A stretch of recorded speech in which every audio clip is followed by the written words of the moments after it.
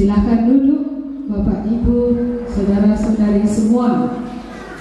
Saya terakhir kali bertemu dengan saudara-saudara waktu pernah pisang Pak Lingga dan Ibu Marlina. Iya, Pak Lingga dan Ibu Marlina, ya, iya. Iya, dulu mereka enggak semua, Bu. Iya? Enggak semua. Sedikit semua hadir waktu itu ya. Karena COVID itu ya. Iya, tapi seingat saya itulah saya terakhir kali ke Kuala. Dan selama pandemi tidak pernah. Sebelum pandemi pun saya rasa saya mungkin sudah terlalu sibuk ya. Saya rasa saya sangat jarang kemana. Iya, ke daerah Langkat. Iya, senang bertemu kembali ya. Saya senang tadi melihat orang muda yang wajahnya saya nggak kenal lagi. Saya juga masih melihat orang tua yang masih saya kenal. Berarti yang lama masih bertahan. Ada dua bertahannya, masih hidup. Dan imannya masih bertahan. Lalu yang muda-muda berarti ini adalah generasi yang akan datang dari umat yang telah ditebus oleh Tuhan. Sebelum kita membaca Alkitab, saya mengajukan dua pertanyaan. Asalnya kaplu belinda di Batai. Asa belinda ya, pantandu, asa belinda. Iya, bang. Ada bahan bagi kurang. Asa garap nama bias. Enggak bias. Enggak terjangkau. Labias, asa apa bahan labias? Misalnya lompat bagaimana labias? Bagaimana? Tulah ya. Galamnya di Batai. Enggak mau hati-hati di galam di Batai. Karena di galam di Batai kan kitik kamu dia. Lamai hati-hati. Lu bagaimana? Kitik ni akan dunia maka ajam dulu ukur dulu. Mungkin. Mungkin akan sini. Iya. Galamnya di Batai. Iya, lebih besar dari planet bumi. Lebih besar dari seluruh galaksi, lebih besar dari semua alam semesta ya, lebih besar dari seluruh ciptaan karena dia adalah pencipta. Pertanyaan kedua, ugang belin dan dosa jeli. Belin dan dosa jeli tak kitik-kitik saja. Hah? Kitik saja. Arahnya titik dan udah tak salah begini apa ya? Titik tak galang. Tapi muncul aku nindu. Aku bukulin nari nindu. Ada di Medan seorang bapak yang bilang gini. Ada naik lah pernah pencarian gue kupan gede, ku setor ke negeri ku rumah. Lah mabuk dua-dua, lah kamu ku mabuk, lah buah kundaran berni, maka mau kundi lah. Tapi mencakacain apa lu kata di batin ya? Ya, lu kepi aku, japah pedina, ogena ugagin skala perbulangan skala perkopaan ibasnya ya endoh kalau gue wah aku bupaten nih bila kamu aku belakang pergi kopi belakang judi kamu Kristen tak judi dengan kamu deh langsung tahu dia nah beda namanya tak boleh dalam lalu jadi hilang emang kena ini mau bawa mahuli kalau maka saya naik kacana karena tetangga. Kamu tetangganya dikasih bal-balin di Bruna. Enda naik ku enda bal-balin di Lakina apa dia Wah lama, tapi di lagi bal-balina di Bruna aku lapi bal-balina kasar dia. Ada yang ngerti bahasa Karo, Bu. Oh, ada yang ngerti bahasa Karo. Angkat tangan dulu yang ngerti bahasa Karo. Kok gak ada yang angkat tangan?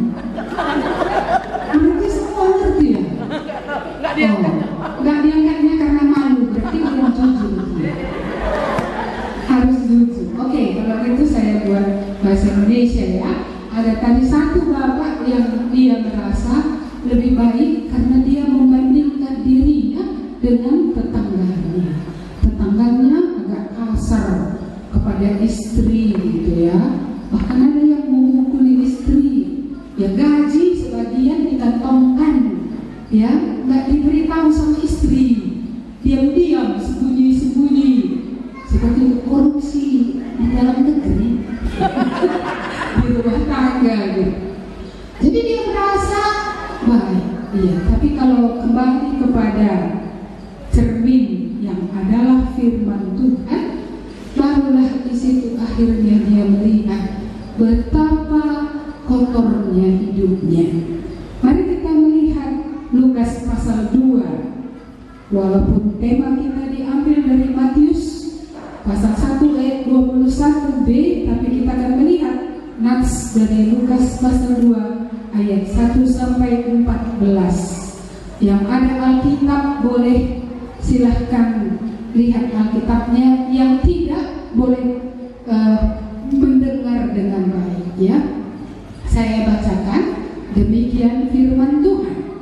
Pada waktu itu Kaisar Agustus mengeluarkan suatu perintah menyuruh mendaftarkan semua orang di seluruh dunia. Inilah pendaftaran yang pertama kali diadakan sewaktu Kirenius menjadi wali negeri di Syria. Maka pergilah semua orang mendaftarkan diri masing-masing di kotanya sendiri.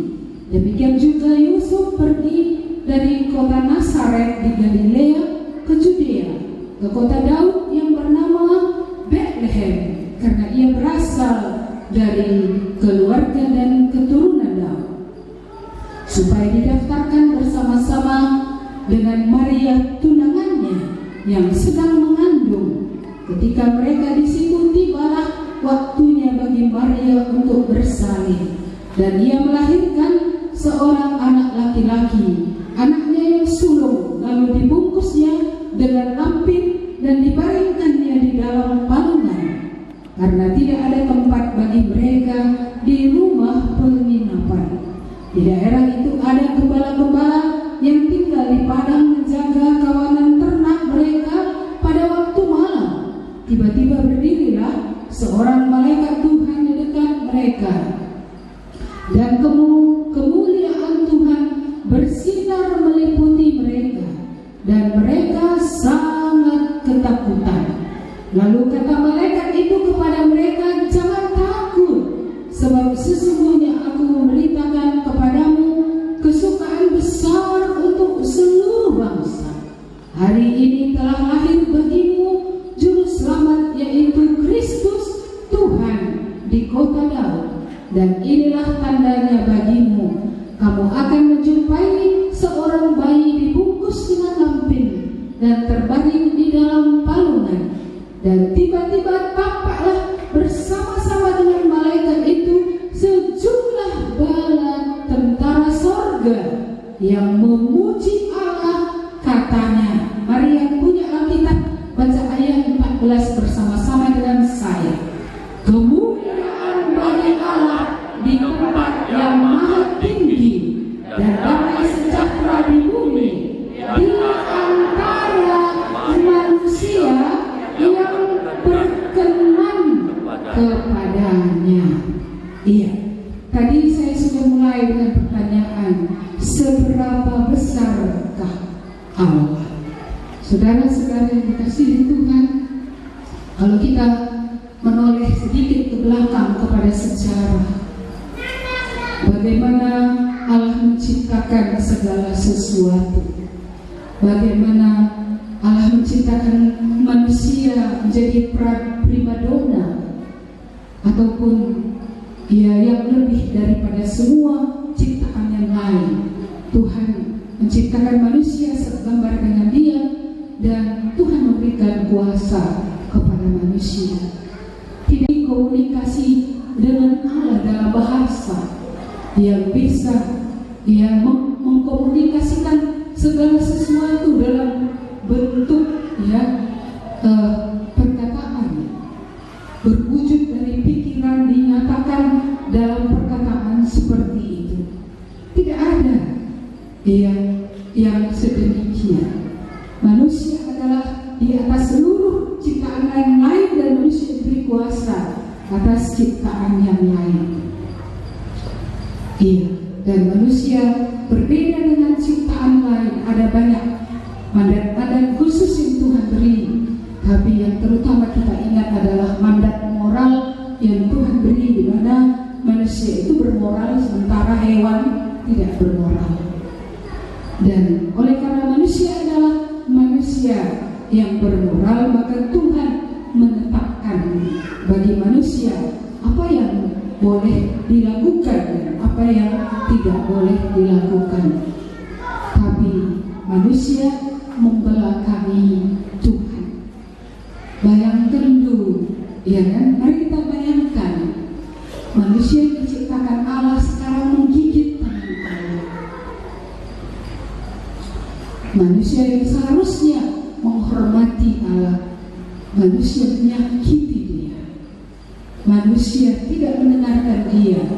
Manusia mau menjadi Allah atas dirinya sendiri, mau keluar dari dependensi, ketergantungan kepada Allah.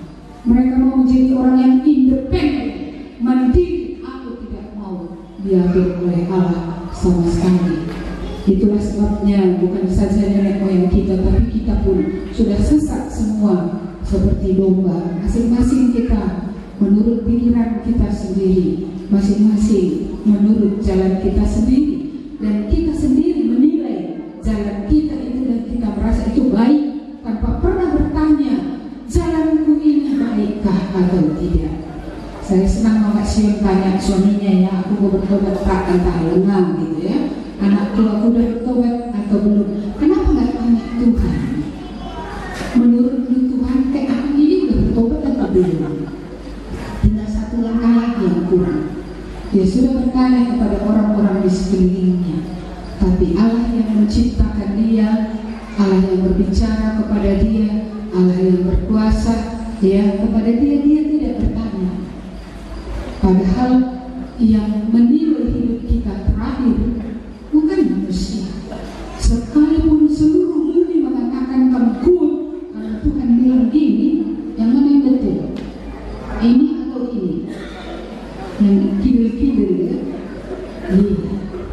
Tapi mengapa kita senang kalau manusia mengakui kita, tapi kita tidak pernah menanyakan apakah Tuhan approve, apakah Tuhan setuju dengan hidup kita.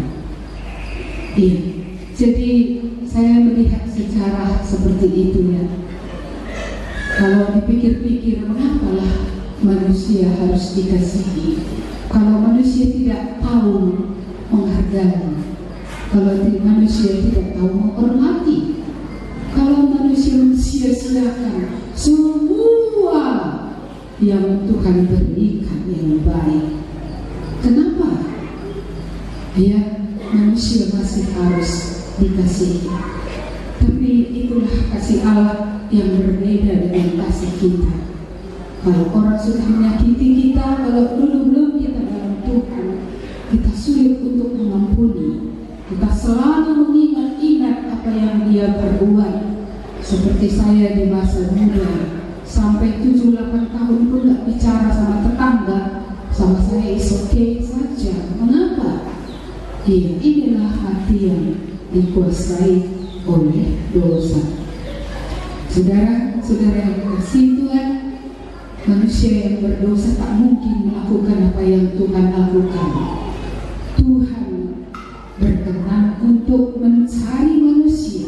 Bibit Injil itu bukan di kitab-kitab yang lain, tapi mulai dari kitab Kejadian, ketika Tuhan berkata, keturunan perempuan ini akan mengalahkan ular. Dan ular itu akan mematuk tumitnya. Benih Injil, benih rancangan keselamatan dinyatakan oleh Allah secara verbal, secara kata-kata dalam kitab Kejadian itu, bahwa akan ada keturunan perempuan yang akan meremukkan kepala ular yang akan mengalahkan iblis. Sedikit demi sedikit, sedikit demi sedikit dibukakan siapakah dia, sehingga akhirnya kita mengetahui dari nubuat-nubuat yang dinyatakan oleh nabi-nabi siapa dia. Iya, panggilan terhadap Abraham bukan kebetulan. Allah memilih Abraham penyembah berhala untuk keluar dari penyembahan berhala, untuk mengikuti Tuhan semesta langit dan bumi, Allah yang membangkitkan, yang berkuasa membangkitkan orang mati. Abraham dipanggil untuk mengikuti Tuhan, dan janji Tuhan, dari keturunanmu lah seluruh bangsa di muka bumi diberkati. Dan janji itu diripit, diulang lagi kepada Ishak, kepada Yakub, ya, dan kemudian kepada keturunan Yehuda, kepada suku Yehuda, kepada keturunan dari suku Yehuda, yaitu Raja Daud. Kalau tadi kita membaca nats ini, keturunan Raja Daud, Yusuf itu keturunan Daud, seharusnya dia raja. Tapi pada waktu itu kerajaan-kerajaan yang tidak menghormati Tuhan itu semua menjadi hancur. Mulai kehancuran itu, ya sebenarnya dari awal pun kita lihat tidaknya sangat kokoh sekali.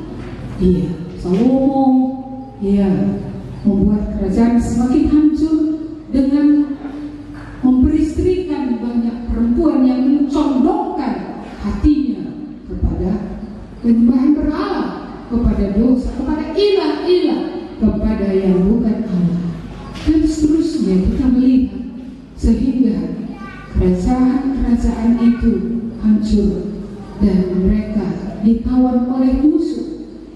Dulu hebat bangsa mereka, kami bangsa pilihan Tuhan, kami biji mata Tuhan, kami bangsa Israel, kami punya perjanjian dengan Tuhan, kami punya Taurat. Mereka membanggakan semua itu, pilar-pilar yang masih mereka rasa bisa mereka pegang. Tapi sekalipun mereka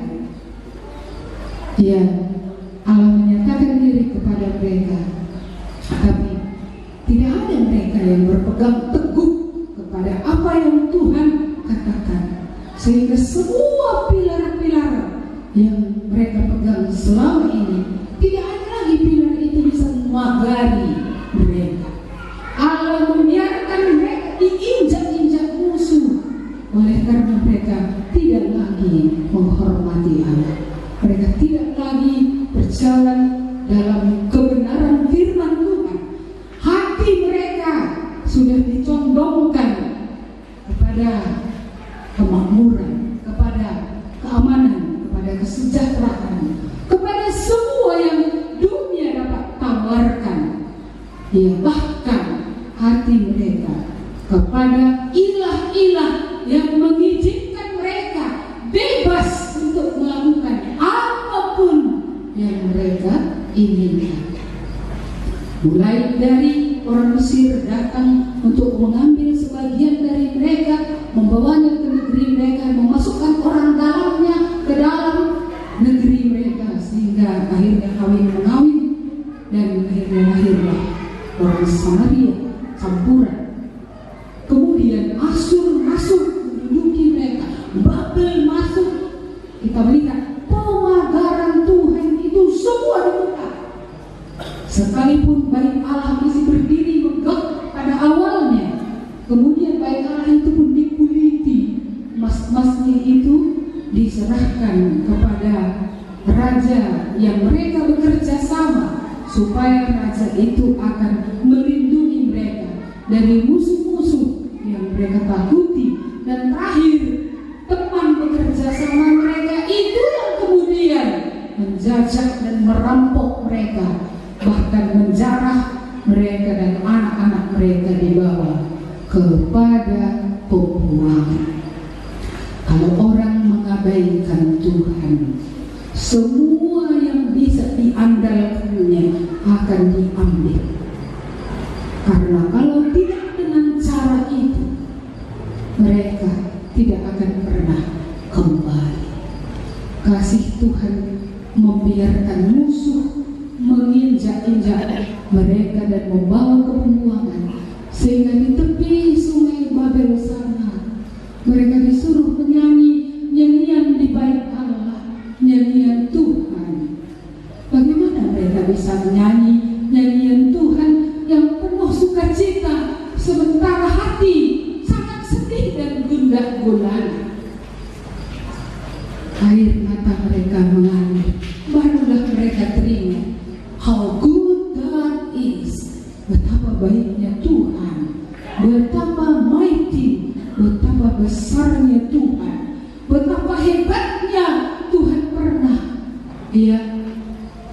menjagai mereka, melindungi mereka, memberkati mereka. Bukan nenek moyang sampai mereka saja, mereka juga tidak diizinkan oleh Tuhan dijamah oleh bangsa-bangsa lain. Saudara-saudari, apa yang terjadi, apa yang kita baca tadi, Yusuf dan Maria keturunan Raja Daud, tapi bukan raja. Mereka hanya rakyat jelata yang biasa, tapi mereka ditemui masing-masing oleh Tuhan. Pada waktu itu kita tahu bahwa Maria sudah bertunangan dengan Yusuf. Pertunangan mereka tentu tidak seperti pertunangan hari ini. Pertunangan pada waktu itu semacam suatu perjanjian yang tidak bisa dibatalkan sebenarnya.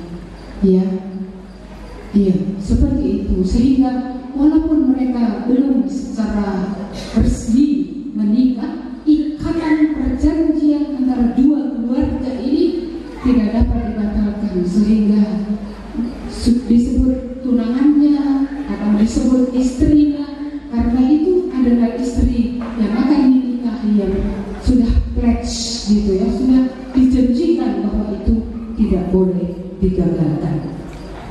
Jadi kita melihat Maria dan Yusuf bertunangan, tapi tidak pernah tidur bersama.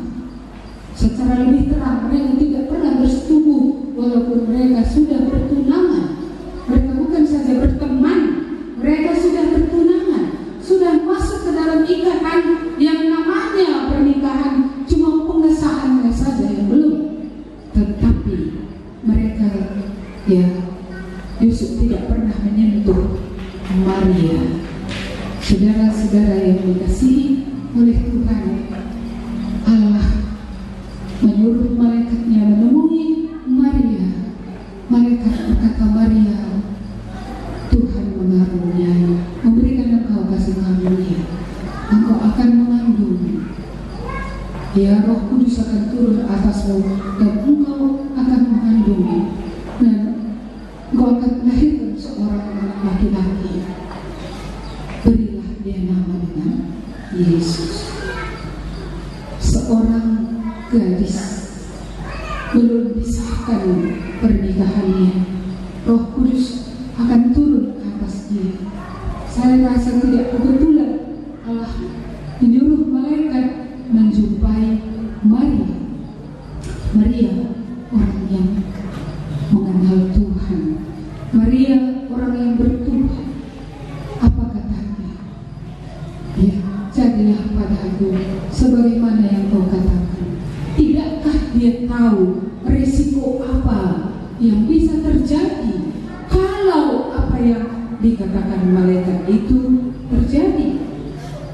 Dia bisa ditinggalkan oleh tunangannya secara diam-diam, dan dia juga bisa dikata-katai oleh orang banyak, wanita hamil di luar pernikahan yang sudah disahkan. Bagi orang Israel itu berarti akan dilempari dengan batu, karena di tengah Israel tidak boleh ada kecemaran seperti itu. Risiko yang akan terjadi sebagai akibat dari menerima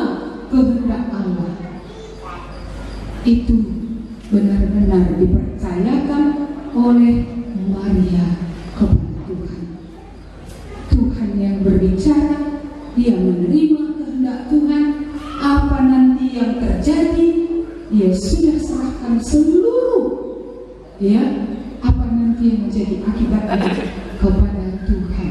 Betapa iman yang penuh kepada Tuhan, betapa dia mempercayai Tuhan 100%. Tidak ada sangsian sama sekali bahwa Allah akan mencelakakan dia, atau Allah akan merugikan dia, atau Allah akan mempermalukan dia. Walaupun kemungkinan itu dari manusia ada, tapi dia tahu Allah berkuasa dalam seluruh apa yang dia katakan. Benar, Yusuf bermaksud meninggalkan dia dan diam-diam. Soalnya ada pria idaman lain. Itulah pikiran Yusuf. Aku akan pergi, biarkan dia menikah dengan pria idaman yang lain. Tapi ketika dia memikirkan maksud itu, itulah orang yang dekat dengan Tuhan juga. Tuhan berbicara kepada dia dalam mimpinya. Yusuf, jangan takut mengambil Maria menjadi istrimu, karena anak yang dikandungnya itu bukan hasil pil, bukan hasil pria idaman lain, bukan karena keinginan manusia, tapi oleh karena Roh Allah menemui Maria dan dia akan melahirkan seorang anak laki-laki. Berilah dia nama Yesus, karena dialah yang menyelamatkan umatnya dari dosa. Yusuf juga adalah orang yang percaya kepada Tuhan dengan penuh. Dia tidak sangsi, dia tidak mencurigai Allah. Dia menerima apa yang Tuhan katakan, dan dia mengambil Maria menjadi istrinya, cuma tidak menyentuh dia sampai bayi itu lahir kemudian di Bethlehem. Apa yang kita baca tadi adalah kehebatan Allah atas sejarah. Dari dahulu sudah dijaga. Ketika iblis menyuruh Kain membunuh Habil, apakah ada harapan juru selamat yang dia lahir dari perempuan yang akan mengalahkan ular itu akan datang? Kalau Habil mati, apakah mungkin juru selamat lahir dari keturunan Kain? Tapi ketika Habil mati, Set lahir. Saudara-saudara, ketika dunia begitu penuh dengan dosa, manusia melakukan apa saja, Nuh masih diberi kasih karunia dan dia mempercayai Tuhan, dan dari keturunannya juga juru selamat itu akan datang. Iya, dan seterusnya. Begitu banyak usaha-usaha. Mengapa kitab Ester itu juga masuk ke dalam Alkitab? Karena di situ ada suatu usaha untuk menghancurkan, untuk memusnahkan seluruh orang Israel. Di balik itu siapa? Iblis. Supaya apa? Supaya tidak ada kemungkinan yang mengalahkan, yang meremukkan kepala ular itu akan datang. Begitu banyak usaha-usaha juga zaman Musa, ya jauh sebelum Ester. Ketika zaman Musa, semua anak laki-laki dibunuh. Begitu banyak sudah usaha kegelapan dalam sepanjang sejarah supaya tidak akan muncul penggenapan dari Kejadian 3 ayat 15. Tapi Allah menjaga sejarah. Sekalipun kerajaan Israel dan kerajaan Yehuda sudah hancur, dan pada waktu itu mereka sudah dijajah oleh bangsa Roma. Dan kita mengingat kembali penglihatan daripada Raja Nebukadnezar. Kerajaan Babel, kerajaan besar, itu adalah kepala daripada patung itu yang terdiri dari emas jaya, hebat. Baru kemudian muncul ada kerajaan dari silver, dari perak, itu bagian dada dan juga bagaimana media dan Persia. Tapi setelah itu muncul kerajaan yang lebih lemah, itu adalah kerajaan Yunani. Itu bagian pinggang, bagian perut, baru terakhir betis, kaki dan jari-jari. Itulah bagian yang terakhir, yaitu kerajaan Roma. Dan pada waktu itu kerajaan Roma lah yang terakhir besar, menjajah seluruh bangsa, termasuk orang Yahudi dijajah oleh Roma. Tapi ingat apa yang menjadi mimpi Nebukadnezar, akan muncul satu batu yang akan menjatuhi, jatuh menimpa kaki daripada patung ini tadi, dan seluruhnya, baik yang dari tanah, dari besi, dari tembaga, dari perak, dari emas, hancur semua, tak ada lagi bekasnya. Tapi batu itu bertambah besar menjadi gunung dan memenuhi seluruh dunia. Mengertikah kita akan apa yang dikatakan itu? Kerajaan-kerajaan di bumi ini akan berakhir, tapi muncul satu kerajaan seperti batu. Artinya kita tahu bahwa Yesus disebut adalah batu yang terbuang, yang tidak diperhitungkan oleh orang. Tapi sekalipun dia tidak diperhitungkan, dialah yang kemudian akan menjadi gunung dan akan memenuhi seluruh bumi. Tadi saya hanya sempat menyediakan dalam minggu ini karena sibuk gambar kecil yang diberikan kepada saudara. Saya harap semua orang punya gambar ini. Ini gambar sederhana. Saudara bisa lihat, saudara bisa baca, saudara bisa ceritakan kepada tetangga. Iya, kalau kita lihat gambar pertama ini adalah gambar surga. Iya, Yesus lah datang dari surga. Dia lahir menurut ini bahasa saya sudah mulai ini. Saya kalau sudah kehilangan bahasa, yang keluar bahasa Inggris. Lucu ya, seharusnya kan bahasa Karo. Saya kan lahir sebagai orang Karo gitu, tapi tidak tahu kenapa begitu. Iya, jadi yang pertama adalah gambar surga. Ini mengingatkan kita bahwa Natal adalah ada yang datang dari surga. Dia datang ke dalam dunia. Dia yang menciptakan segalanya. Dia yang hebat. Dia yang besar. Dia yang mulia. Dia yang kaya. Tapi dia datang ke dalam dunia menjadi manusia, sepertinya lemah, seperti hina karena manusia, bayi. Dia melalui seorang perawan yang bernama Maria. Iya, jadi ini Natal adalah kunjungan dari surga. 2000 lebih tahun yang lalu Yesus berkunjung dari surga ke dalam dunia, ya, untuk menyatakan siapa Allah itu, ya, untuk hidup sebagai manusia. Kita ingat bahwa Dia adalah Allah. Di Medan saya cerita tentang kupu-kupu. Kupu-kupu itu naturalnya ya kupu-kupu.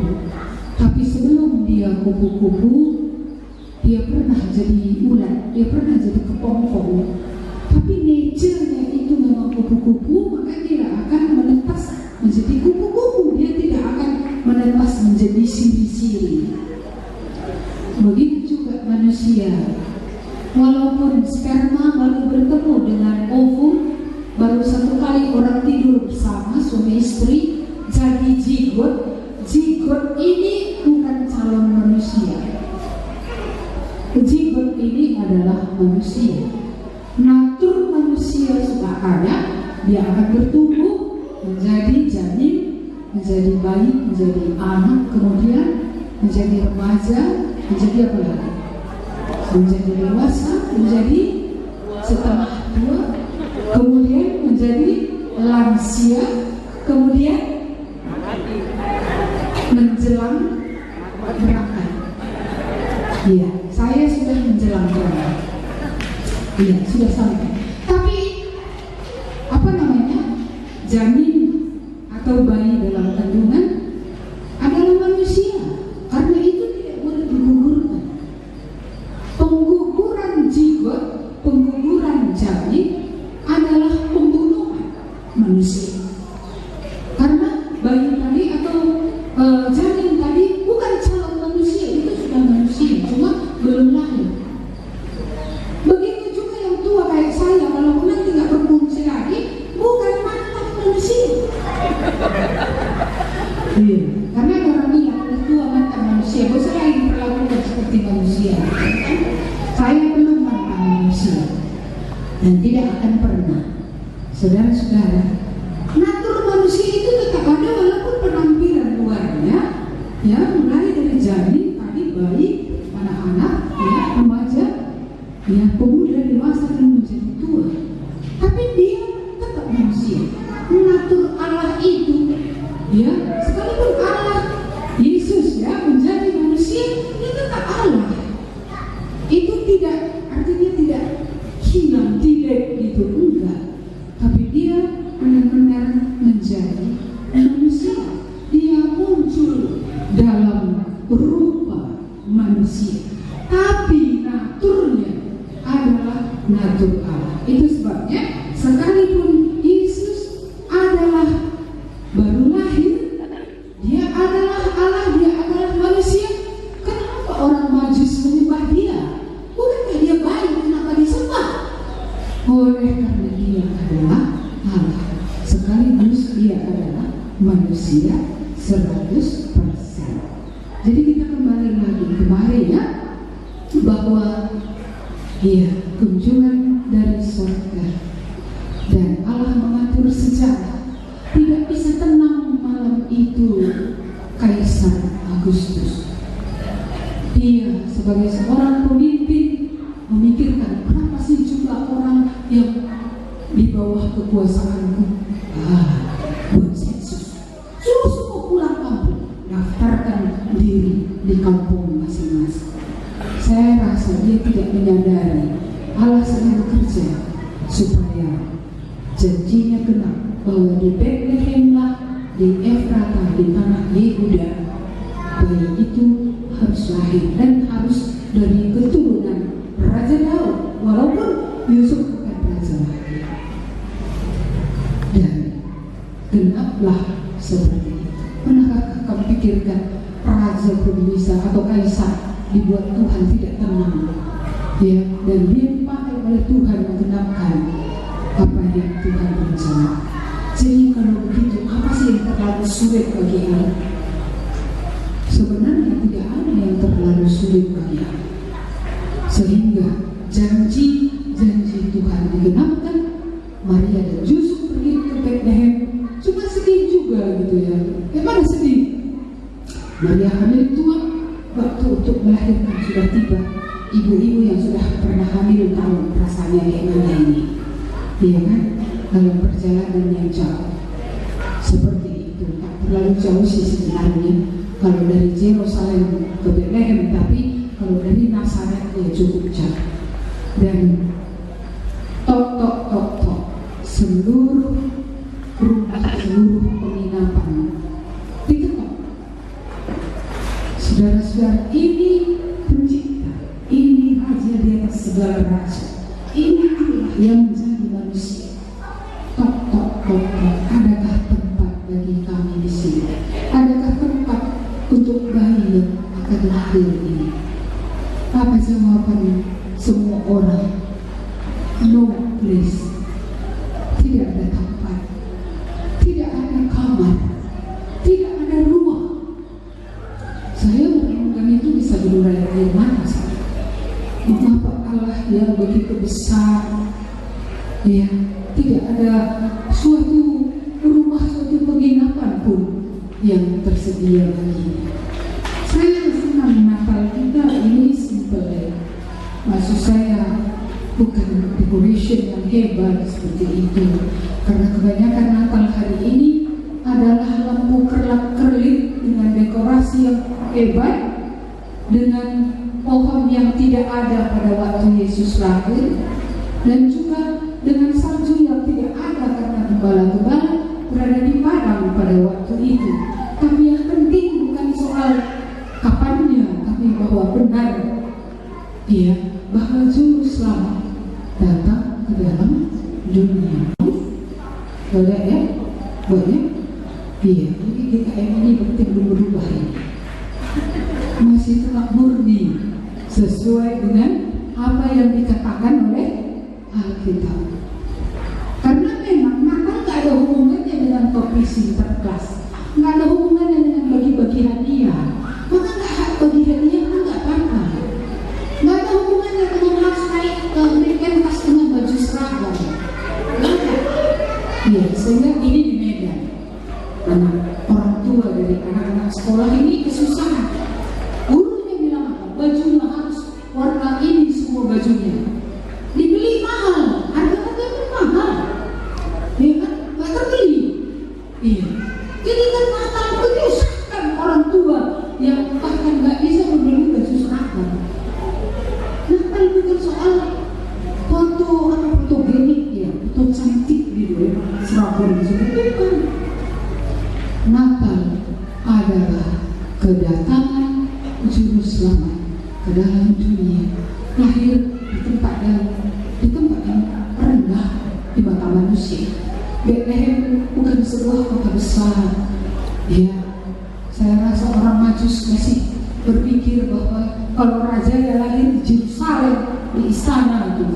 Tapi Yesus lahir bukan di Yerusalem, bukan di istana, tapi di sebuah kota kecil. Itu pun tidak di rumah, tetapi di sebuah kandang domba.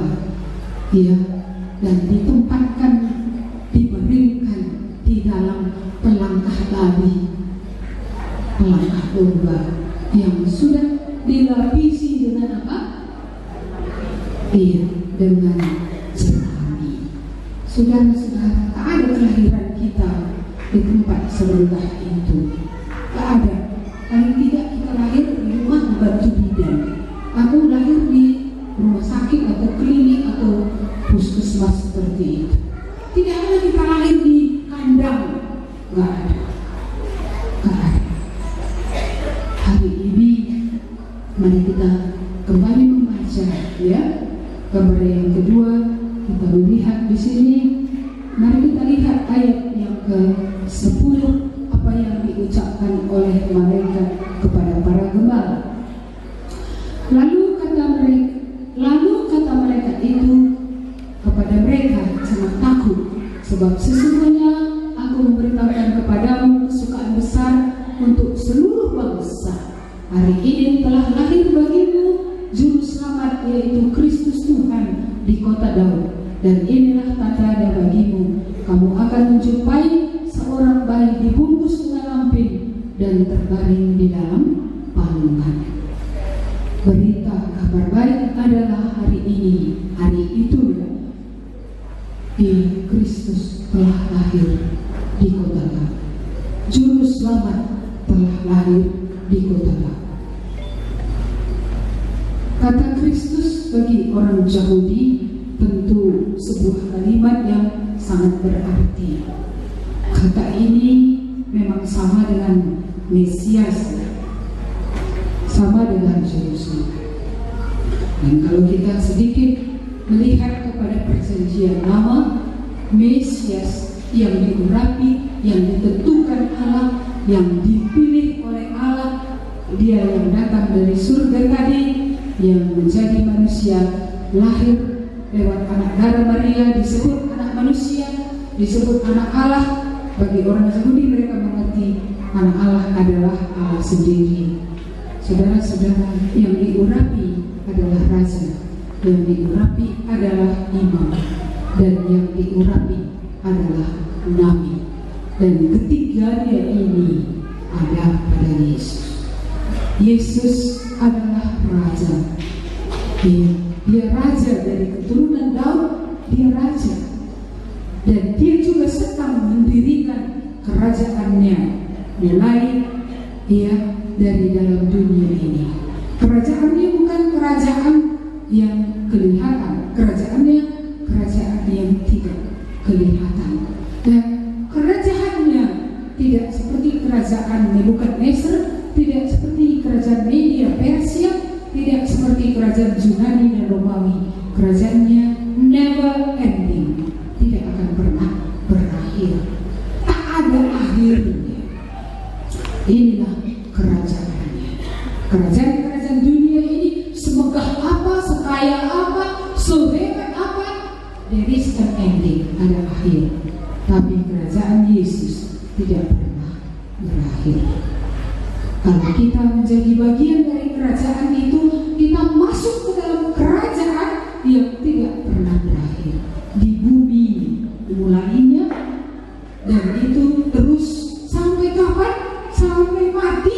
Tidak, sampai kepada kekekalan.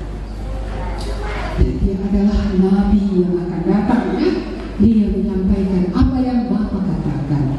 Yesus berkata, apapun yang kukatakan kepadamu tidak ada dari diriku sendiri, itu adalah dari Bapa, itu adalah kehendak Bapa, dan aku menyampaikannya kepadamu. Dan terakhir, dia adalah imam, dan kita tahu imam besar ini, dia bukan mempersembahkan darah domba, ya, domba, dan bukan darah lembu merah. Terakhir ini saya mendengar berita dari Israel dan dari Amerika, orang mulai menternakkan kembali lembu merah untuk membangun bait suci sekali lagi di kota suci. Saya tidak tahu bagaimana itu akan terjadi, tapi mereka sudah mulai menternakkan lembu merah yang akan dipersembahkan kepada Tuhan. Saudara-saudara yang dikasihi Tuhan, Yesus tidak mempersembahkan darah lembu merah atau darah domba. Dia mempersembahkan dirinya sendiri. Dia naik ke kayu salib. Eloi, Eloi, lama sabachthani. Allahku, Allahku, mengapa engkau meninggalkan aku?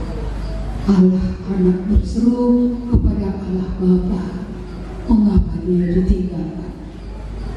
Karena dia harus memikul seluruh untuk dosa dunia.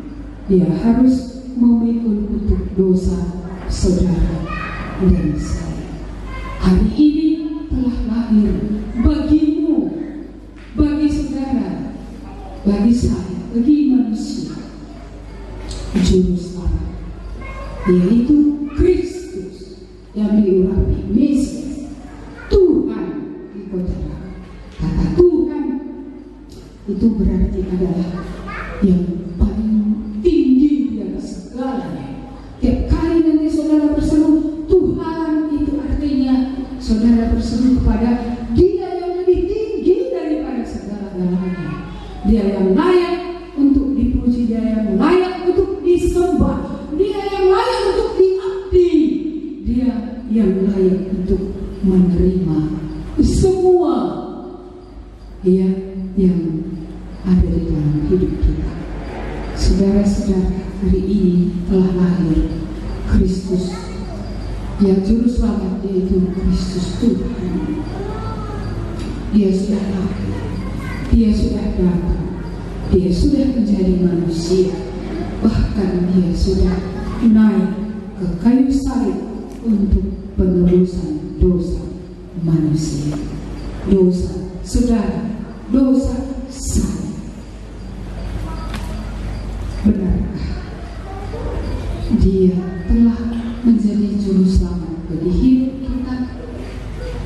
Benarkah Dia sudah lahir bukan di kandang domba saja, tapi di dalam hati kita? Sudahkah Dia menjadi the highest, yang paling tinggi, yang layak menerima segala pengabdian kita dan kasih kita? Iya, saudara-saudara yang dikasihi Tuhan, saya tiap Natal bisa menangis. Saya terharu. Saya bukan hanya menangis ketika Yesus mati di kayu salib. Saya menangis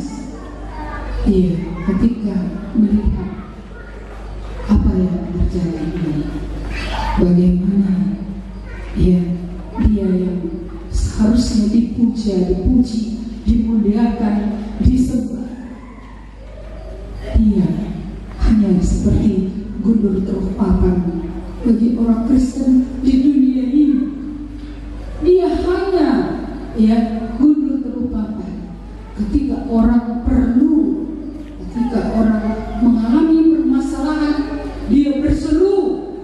Salah? Tidak, tapi kalau hanya untuk itu saja. Ketika orang sakit, dia berseru. Ketika anak nakal berseru. Ketika pergumulan demi pergumulan terjadi, berseru. Salahkah? Tidak. Tapi hanya itukah Yesus bagi kita? Yang lahir ini adalah Allah. Yang lahir ini pencipta. Yang lahir ini adalah Raja di atas segala raja. Yang lahir ini adalah Dia yang kemudian memberikan nyawanya menjadi tebusan bagi saudara dan saya. Apakah yang layak untuk dia terima? Apa yang seharusnya dia terima? Saudara-saudara yang dikasihi oleh Tuhan, malaikat tadi berkata, apa tadi katanya? Ya, hari ini telah lahir bagiku juru selamat, yaitu Kristus Tuhan di kota Jordan. Ini sungguh suatu kabar kesukaan yang sangat besar. Bagi siapa? Bagiku saja ya, bagi seluruh bangsa. Maka kalau kita sudah menerima keselamatan, kita berhutang kepada seluruh bangsa. Kita berhutang bukan doa saja. Kita berhutang bukan dana saja untuk memberangkatkan orang pergi. Kita berhutang, kita yang pergi. Ujung bumi kita tidak selalu jauh, walaupun ada juga yang kita harus pergi ke tempat jauh kalau disuruh oleh Tuhan. Ujung bumi kita, tetangga di dekat rumah, keluarga dekat kita, keluarga besar kita yang sedang berjalan ke tempat lain, yang sedang berjalan untuk diburu, yang sedang berjalan untuk menerima hukuman kekal selama-lamanya. Saudara-saudara, apakah saudara sudah selamat? Sudah lahirkah Kristus? Dia juru selamat dan Tuhan dalam hidupmu? Kalau anak yang hilang itu dosanya jelas. Apa dosanya yang jelas? Pak, minta hartamu, kasih sama aku. Aku mau hidup suka-sukaku. Begitulah, ini saya pakai bahasa sendiri. I want to go where I want to go, gitu lah ya. Saya udah pergi kemana saya mau pergi. Pokoknya hartamu lah silakan. Tapi kau jangan atur-atur aku, kan gitu harusnya ya kan. Pergilah dia ke negeri yang jauh. Ngapain di sana? Whatever, apapun ini kan sudah penuh dengan kata-kata ini ya. Apa saja, mau poya-poya, mau apa lagi? Mau berjudi, mau perempuan, mau apa lagi? Mau karaoke, mau apa lagi? Mau mabuk, mau apa lagi? Gambling. Kalau dia hidup di zaman ini, gak main game itu 20 jam per hari, ya kan? Whatever, udah nonton blue itu, udah nengok pornografi itu, sudah tahu apapun mentionnya, ya bukan apa saja, dia sudah lakukan semua. Kita bilang apa? Dia orang berdosa, gitu ya? Ya, setuju? Ini lagi dicoba. Orang berdosa ya? Iya. Jadi anak yang sulung itu berdosa atau tidak? Dia di rumah bapaknya, rumah bapak ya, rajin orangnya ngelawak. Waktu anak bungsu itu pulang, sembelihlah ya, lembu ya, besar ya. Iya.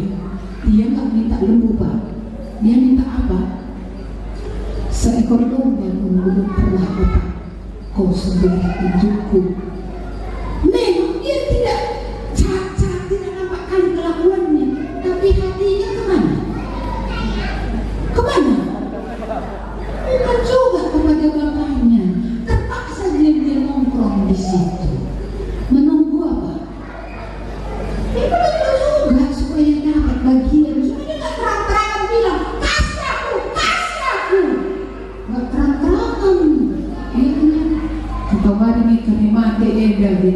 atau kapan nanti dibagi ini kepada aku, kan gitu ya.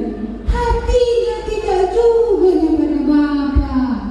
Memang dia rajin, tapi dengan apa yang dilakukannya itu diharapkannya limpah pulih. Ada dapatnya lagi, gitu ya. Kami yang sudah bertobat ini atau belum bertobat? Kami yang belum bertobat ada yang kayak gini. Kalau yang tadi satu terang-terangan, berkat itu aku mau, berkat itu aku mau, aku jangan melihat. Yang ini tidak terang-terangan, tapi sama saja. Dia juga mau juga dia berkat itu, cuma dosanya seperti tidak dinyatakan karena dia rajin. Orang rajin ke gereja itu kan gitu ya, rajin gereja, panitia, terus apa lagi? Ada pelayanannya, kan gitu kan? Kalau yang kayak gini kan tak nampak dosanya kan? Tapi Tuhan melihat apa? Hati. Kemana hatinya coba?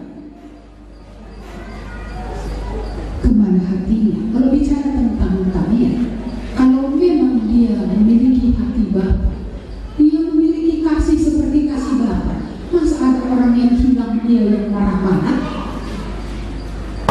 Kemana-mana?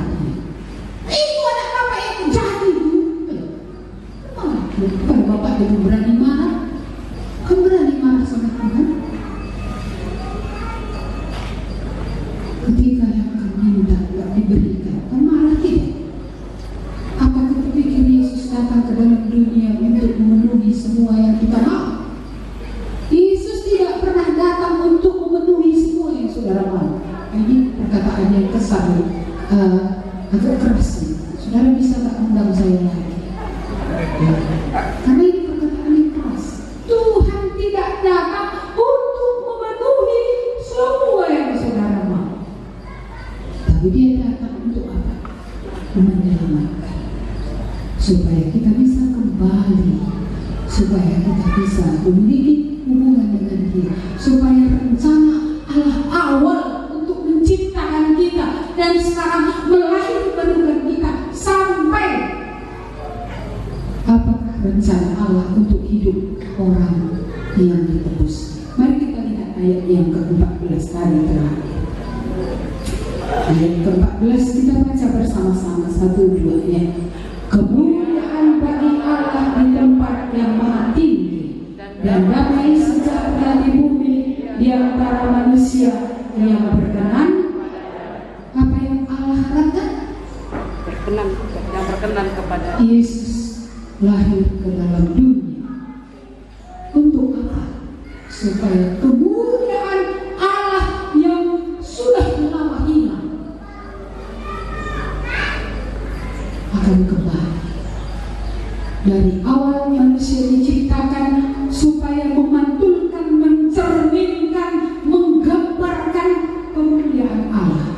Dengan melihat manusia, orang melihat betapa mulianya Allah itu. Itu sudah lama hilang. Ketika kita lihat manusia, kita tidak lihat Allah. Kita lihat apa? Iblis.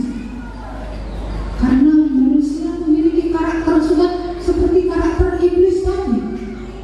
Ya, tabiat manusia tidak lagi menggambarkan tabiat Allah, tapi kelahiran Juru Selamat, kelahiran Kristus Mesias, kedatangannya ke dalam dunia, Dia yang adalah Tuhan yang menjadi manusia, supaya kemuliaan bagi Allah ya itu kembali, bukan saja oleh malaikat-malaikat, tapi juga bagi semua orang yang di bumi yang mendengar, yang menerima Dia, boleh kembali memuliakan Allah.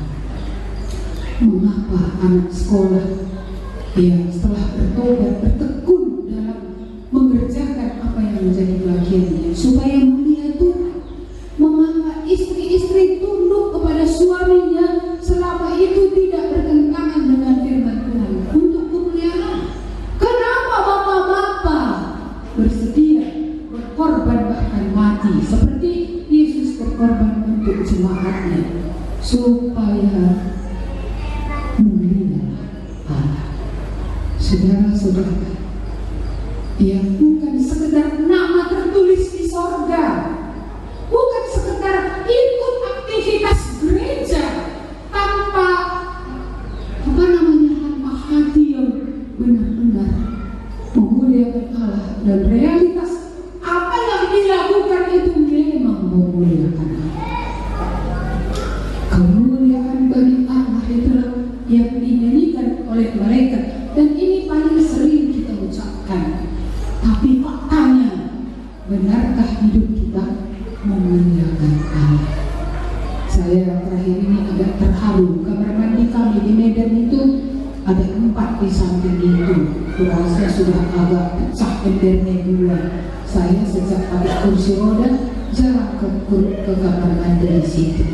Suatu hari bendahara melaporkan, "Bu, ada uang untuk ember." Sebenarnya agak terluka hatiku sedikit. Apa orang di rumah ini ataupun orang-orang di gereja ini nggak melihat ember pecah dulu dari 4? Tapi saya pikir berarti masih ada orang yang memperhatikan. Ya, langsung tukur kena ember dari gudari, aku bilang beli. Lalu orang yang sama datang lagi. Bolehkah aku, bapak belum bertobat pula berkali? Bolehkah aku berus kamar mandi? Dia khusus datang untuk ngapain? Berus kamar mandi. Iya, dia seragam loh. Pakai sarung. Lama. Cuma dia ada seragam kerjanya. Tapi dia datang untuk apa? Berus kamar mandi. Kupikir kayak gini, biasanya kan yang bertobat yang mengizinkan melayani. Ini belum bertobat kayak nani. Sudah, kayak mana ya Tuhan?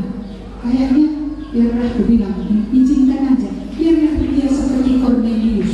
Kalau Cornelius dulu sedekahnya duluan ke surga, ini nyuci kamar mandinya udah dicatat di surga, tapi orangnya belum. Tapi ini harus dilayani supaya dia sampai kepada keselamatan. Kamu udah bertobat? Sudah. Mulia keibadatan hari? Bisakah kamu ceritakan betapa mulianya Tuhan lewat hidupmu? Ya, mulia kan? Nggak ada lagi bikin kayak realita perempuan penjorok, ya kan? Nggak ada ya. Kalau mendadak kita berkunjung ke rumahnya, berarti rumahnya bersih ya, nggak ada yang jatuh di kamar mandi ya. Hah? Oh, sikit-sikit licinnya, sikit-sikit juga jatuhnya ya Pak, sampai patah. Kata sikit-sikit ini disenangi oleh kegelapan ini. Tapi kira-kira Tuhan senang gak ya? Kalau dia mati di kayu salib sikit-sikit, kira-kira dosa kita bisa diampuni semua tidak ya? Enggak ya. Jadi kalau Tuhan gak sikit-sikit, kita juga jangan ya Pak. Iya. Tuntas Pak, tuntas. Telestai, telestai. Sudah selesai. Selesaikan. Tuhan selesaikan. Kita tuh jangan dosa ini yang ini favorit, sikit-sikit tinggalkan, gitu ya. Nah, bolehnya kayak gini menurut lu nanti boleh. Tuhan bilang kiri, katanya nggak boleh. Nah, terkejut nanti kita, karena bukan semua orang yang berseru Tuhan akan diselamatkan, tapi mereka yang melakukan kehendak apa yang di surga. Iya, karena hari-hari terakhir orang akan berkata, apa katanya? Aku sudah bernubuat. Nubuat itu ngapain? Ngajarin firman Tuhan. Berarti dia udah melayani. Kami sudah buat mujizat. Berarti ini apa? Tim doa ini. Rajin dia berdoa. Dia kan? Dia berdoa supaya orang sembuh dari penyakit, masalahnya teratasi. Apa dilakukannya? Sedih. Dalam Matius 7 itu dikatakan, apa katanya? Iya. Aku tidak mengenal kamu. Lah kau kutanda. Ayo kamu menyerah dari hadapanku. Kamu semua pembuat kejahatan. pengenalan akan Tuhan yang kudus, pengenalan akan Tuhan yang telah berkorban untuk kita. Dia yang akan bersihkan kita sehingga hidup kita tidak akan pernah sama lagi. Mari lihat gambar yang terakhir. Senangkah dengan gambar ini? Ini kira-kira gambar apa ya? Kelelawar. Apa yang terjadi dengan kelelawar ini? Sayapnya ada berapa paku? Cukup banyak paku menancap di sayapnya ke tiang-tiang yang belakangnya. Apa yang dia perlukan? Apa? Kelepasan. Ada yang kita kayak gini, udah terpaku, udah terbelenggu, terikat kepada hal tertentu. Dicoba digeser, gak bisa lepas. Dicoba lagi, gak bisa lepas. Aku ingin lepas. Segala hal sudah kubuat dengan caraku, tapi tidak terlepas. Hari ini telah lahir bagi Juru Selamat, yaitu Kristus Tuhan. Juru Selamat. Dia bukan saja dia menyembuhkan penyakit, bukan saja dia memberikan kelegaan tadi kepada orang yang letih lesu yang datang kepadanya. Juru Selamat ini memerdekakan dari kuasa dosa, dari kuasa iblis, dari kuasa kedagingan ini, kemalasan ini, kejorokan ini, dari semua tabiat-tabiat yang membuat Tuhan tidak berkenan atas hidup kita. Aku datang, kata Tuhan, untuk apa? Untuk membebaskan, untuk menyelamatkan, sehingga semua yang mengikat akan dilepaskan. Apa yang mengikat kita? Karena ada kalimat kedua dari malaikat tadi, selain kemuliaan, glory to God in the highest, ada satu lagi, peace in God among the believers, or among people who favor Him. Jadi ada damai sejahtera bagi semua orang yang berkenan kepadanya. Kalau hidup kita tidak berkenan kepada Tuhan, tidak akan ada damai sejahtera. Kita akan tetap berantem dengan diri kita sendiri. Dengan diri pun kita tetap tidak in accord gitu. Kita tetap tidak bisa, tidak bertengkar dengan diri kita. Aku mau yang gemuk menjadi kurus, yang kurus mau jadi gemuk, yang pendek mau jadi tinggi, yang tinggi mau menjadi pendek. Hanya Tuhan yang sanggup menerima kita apa adanya, dan hanya di dalam Tuhan kita bisa menerima diri kita. Dan setelah Tuhan menerima kita dan kita menerima diri kita, maka berjalan bersama Tuhan kita akan menjadi seperti Tuhan. Kalau Tuhan bilang pangkas ini pangkas, kalau Tuhan bilang buang ini buang, kalau Tuhan bilang matikan ini matikan, kalau Tuhan bilang buang bajumu yang itu, pakailah pakaian perbuatan yang ini, itu dilakukan. Damai di bumi di antara manusia yang berkenan kepadanya. Ada damai dengan Allah. Tidak ada lagi sesuatu antara kita dengan Allah yang membuat kalau Tuhan datang besok itu tidak perlu takut. Karena apa? Karena sudah selesai. Dosaku memang banyak, tapi aku percaya Dia mati untukku, dan aku sudah datang membawa diriku kepadanya.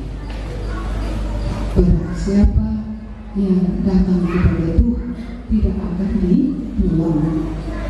Barang siapa mengakui yang dia orang berdosa dan dia mau keluar dari dosa itu, Tuhan menyayanginya dan dia akan beruntung oleh karena Tuhan mengampuni. Damai dengan Allah, damai dengan sesama.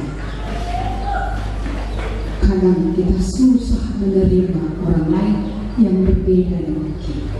Satu-satunya alasan yang bisa menerima orang dengan pendapatnya yang berbeda adalah kalau kita sendiri sudah mengalami pengampunan Tuhan. Saudara-saudara, perbedaan bukan membuat kita bermusuhan. Dalam perbedaan kita perlu membawa itu semua kepada Tuhan. Karena Tuhan adalah satu, Tuhan pemimpin kita, Dia akan membuat kita bisa akhirnya menjadi sehati sepikir di dalam Dia. Siapa sih di bumi ini yang sempurna? Jika saudara tidak sempurna, mengapa saudara mengharapkan orang sempurna? Kalau damai, pengampunan dari Tuhan sudah memenuhi saudara, saudara akan bisa menerima orang lain. Barangkali mereka belum sampai di situ, atau barangkali ada sisi-sisi lain yang perlu diperhatikan, yang harus dengan rendah hati dibawa kepada Tuhan, supaya kesatuan roh terjaga dan nama Tuhan dimuliakan, pekerjaan Tuhan dilanjutkan dan bisa diselesaikan. Kita masuk pada zaman akhir ini. Iblis sedang berusaha dengan segala cara menghentikan pekerjaan Tuhan. Saya merasa pada waktu kini lebih sulit melayani daripada zaman-zaman sebelumnya. Tapi saya bersyukurnya untuk orang-orang yang tetap Tuhan hantar untuk belajar, baik secara pribadi, baik dalam kelompok, baik dalam ibadah besar, ibadah raya, pun selalu ada orang-orang yang akan dibawa oleh Tuhan. Sangat sulit, apalagi hari ini HP lebih menarik dari firman Tuhan, begitu ya kan?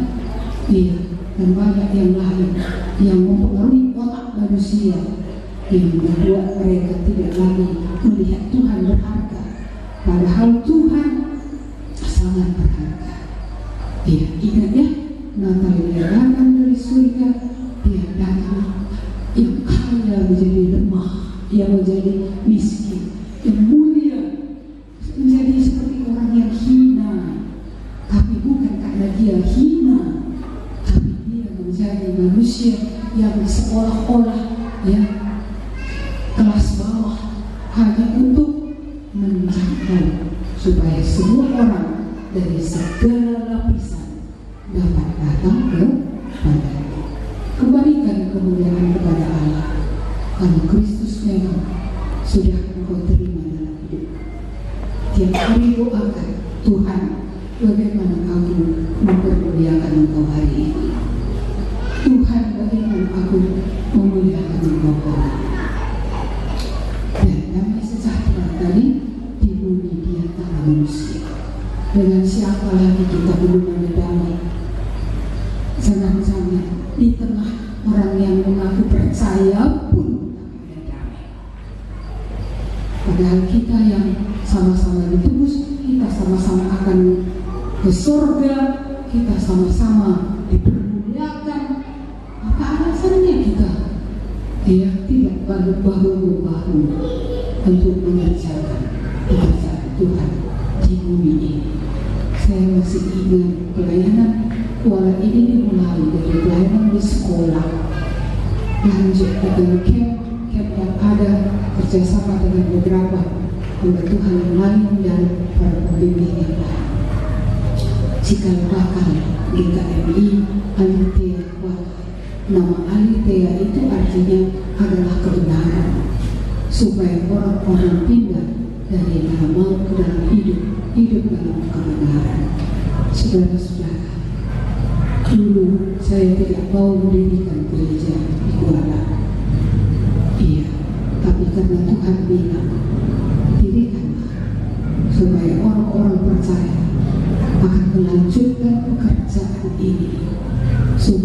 pekerjaan Tuhan yang menjadi bagian kita bisa diselesaikan.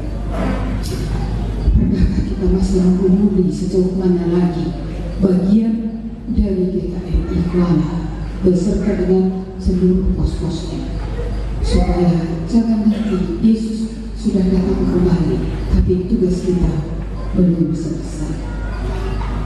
Mari kita umumkan kembali, mana lagi Tuhan yang Kau mau kami campuri, Kau campuri dengan menggunakan tangan kami dan menggunakan hidup kami. Begitu juga setelah saya ke Medan, kami merambah ke Uyghur ya, lalu kemudian ke Persea sana, iya, dan juga ke Batam masih terus ditangani. Singkalang walaupun tidak terlalu bertumbuh adalah perkembangan yang baru, dan juga tebing tinggi itu sekalipun tidak ada hamba Tuhan, tapi mereka adanya beberapa keluarga dan mereka dipakai Tuhan untuk melayani orang lain walaupun container-nya tidak ada. Kita akan mengalami krisis Tuhan ke depan karena Medan memiliki beberapa pos yang tidak memiliki hamba Tuhan. Saudara-saudara yang dikasihi Tuhan, pekerjaan ini banyak, tuayan memang banyak. Mintalah pekerja kepada yang mempunyai tuayan supaya pekerjaan ini dapat diselesaikan. Tapi memang ada pergumulan, ini resesi. Jokowi bilang tahun ini sulit, tahun depan lebih sulit, gitu ya. Lalu bagaimana kita akan hidup kalau sulit? Bagaimana mendanai pekerjaan Tuhan kalau sulit? Kalau pekerjaan Tuhan di dalam pun sulit untuk dipenuhi, bagaimana memenuhi pekerjaan Tuhan yang kalau merambah keluar? Saudara-saudara yang dikasihi Tuhan, saya tetap melihat apa yang dikatakan oleh C.T. Studd, dan itu menjadi imam saya, bahwa pekerjaan yang dipercayakan oleh Tuhan, Dia akan menyediakan orangnya, Dia akan menyediakan orang-orang yang akan dilayani, Dia akan menyediakan dana yang dibutuhkan. Tuhan akan tidak kekurangan sumber untuk semua yang Dia sendiri yang menyuruh untuk mengerjakan. Saya bertobat bulan Juni 81, 41 tahun sudah berlalu. Saya harus menyaksikan ketika dulu meninggalkan pegawai negeri di SMA Negeri Kuala itu saya takut, karena saya sudah terlalu lama berpegang kepada gaji yang saya terima tiap bulan. Tapi Tuhan bertanya, engkau lebih percaya kepada gaji, kepada pemerintah, atau kepada aku? Saya harus menangis karena saya kurang iman, dan saya bilang kepada Tuhan, Tuhan ampunilah saya. Saya lebih mempercayai gaji bulan ini daripada Tuhan. Tapi hari ini aku mau belajar percaya. Tolonglah aku yang tidak percaya, tolonglah aku yang kurang percaya, supaya bisa percaya kepada-Mu, bukan soal pengampunan dosa dan surga saja, tapi soal pemeliharaan Tuhan di bumi ini. 41 tahun telah berlalu sejak hari itu, dan tidak pernah saya kekurangan suatu yang baik dari Tuhan, baik untuk saya, baik untuk pekerjaan Tuhan yang dipercayakan. Saudara-saudara, seberapa besar pilihan? Sangat besar. Percayalah kita akan hal itu. Dia sangat besar. Dia bukan saja berkuasa menyelamatkan kita dari dosa, Dia berkuasa memelihara kita sampai kekekalan. kalaupun kita masih hidup pada zaman yang menjelang kedatangan Tuhan, di mana kelaparan, ya, di mana banyak orang akan mati, satu saja kemenangan dari seluruh penderitaan. Tanpa Tuhan kita menjalaninya sendirian. Tapi setelah kita diam pun kita menjadi milik Tuhan. Seminan kesulitan itu tidak ada. Cuma kesulitan akan apa? Tapi ada jaminan Tuhan akan memegang tangan kita, menyertai kita in every situation, dalam semua situasi yang ada. Sampai kapan? Sampai kesudahan sampai, bukan sampai mati, terus sampai kepada kekekalan. Sudahkah kita lepas? Apa yang kamu khawatirkan? Hidup, ya. Apa yang kamu khawatirkan? Apakah takut mati? Apakah takut miskin? Apakah takut tidak dipelihara? Apa yang kamu takutkan? Apa? Penyakit? Apa yang kamu takutkan? Ya, lowongan kerja yang akan semakin sedikit? Apa yang kamu takutkan? Saya hanya satu yang saya takutkan, kalau Tuhan tidak berkenan lagi. Kalau Tuhan bilang, sampai di sinilah anakku, kau kupakai, sudah cukuplah. Lalu bukan pula mati. Kalau sudah sampai di sini lalu mati, selesailah. Tapi kalau kita masih hidup, tapi Tuhan tidak mau lagi lanjut dalam hidup kita. Saya ingat apa alasannya saya meninggalkan SMA Negeri Kuala pada waktu itu. Saya takut. Iya, saya takut Tuhan tidak mau memakai saya kalau saya tetap memegang apa yang saya pegang. Itulah sebabnya semua yang saya pegang, Tuhan buat itu semua gak bisa saya pegang lagi. Iya, orang yang saya kasihi, saya andalkan, diambil Tuhan supaya itu gak bisa saya pegang lagi.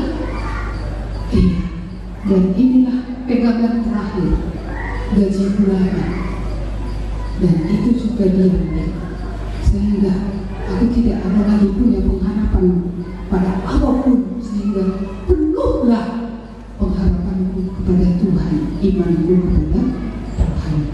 Saudara-saudara, jangan tunggu diambil Tuhan semua apa yang kamu pegang baru kamu datang kepada Tuhan. Jangan tunggu sebenarnya itu dulu. Datanglah kepada Tuhan ketika Dia berbicara kepada kita, ketika kita jelas mengerti. Lalu kalau memang benar kita sudah menerima keselamatan, hiduplah, permuliakanlah Tuhan. Kemuliaan bagi Allah itu Allah harapkan dari setiap orang yang atas kedatangan Juru Selamat ke dalam dunia. Damai di antara orang-orang yang berkenan kepadanya, setidaknya di antara yang berkenan kepadanya. Karena orang yang terus hidup dalam dosa kayak mana juga ada damai. Makanya keluarga-keluarga yang terus hidup dalam dosa perang terus. Iya. Jadi kalau ada tadi yang berkata perang terus, siapa di dalam? Kalau Tuhan Raja Damai, siapa yang membawa peperangan? Perang tidak pernah lahir dari Yesus Kristus. Karena Yesus Kristus tidak pernah memakai kekerasan. Dia perang dari kegelapan. Dia menciptakan perpecahan.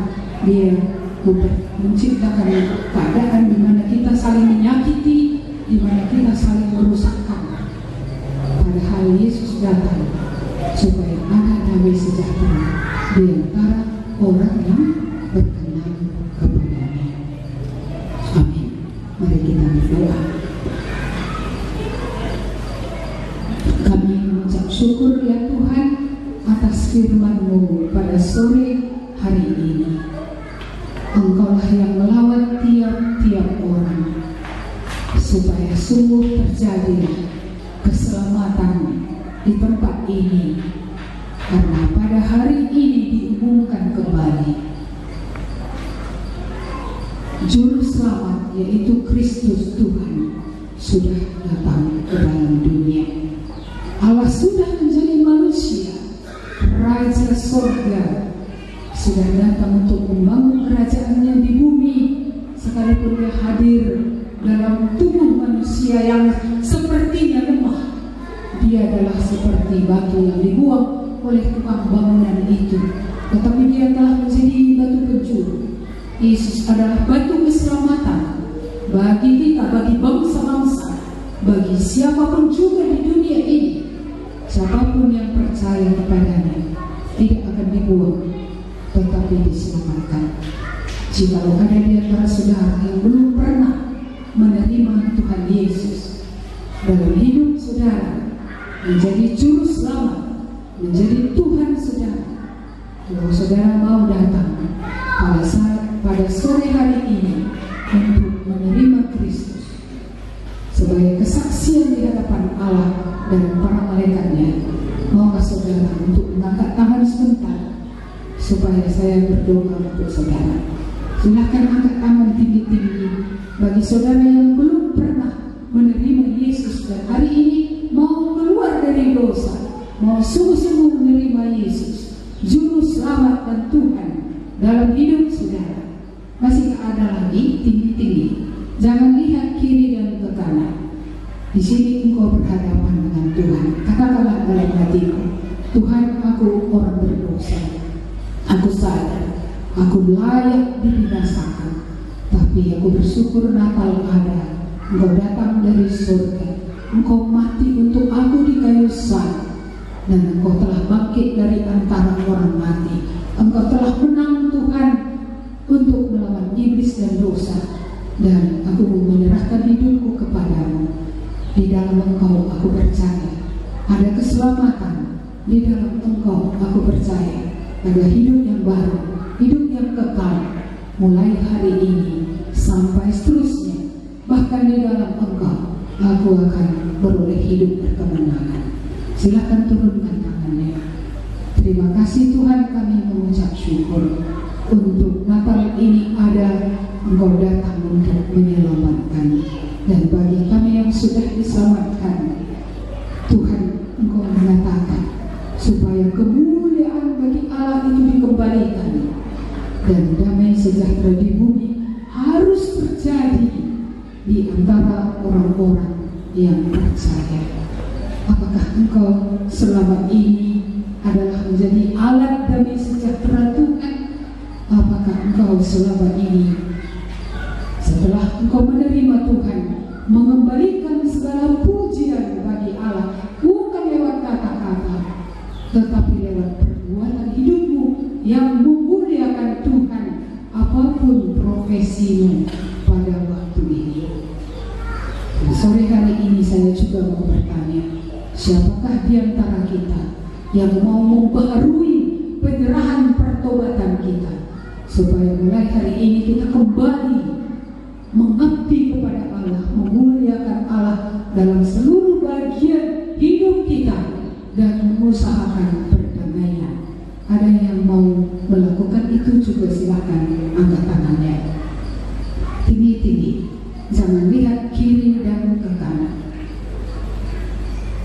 Tuhan, kami menyerahkan saudara-saudara kami ini yang membuat suatu komitmen yang baru pada hari ini, supaya hidup mereka dibaharui. Kalau selama ini terang mereka tidak nampak, katanya sudah bertobat, tetapi tidak mulia Tuhan dalam seluruh bagian daripada kehidupan.